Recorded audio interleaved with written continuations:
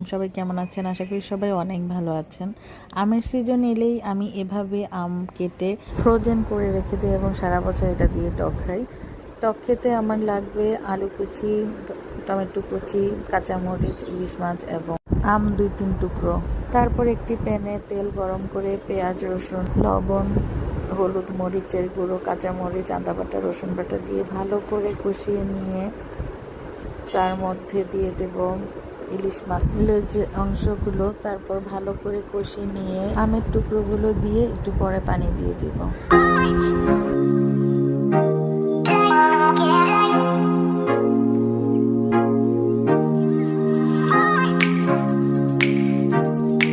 তারপর ধনেপাতা দিয়ে টকটা নামিয়ে নেব।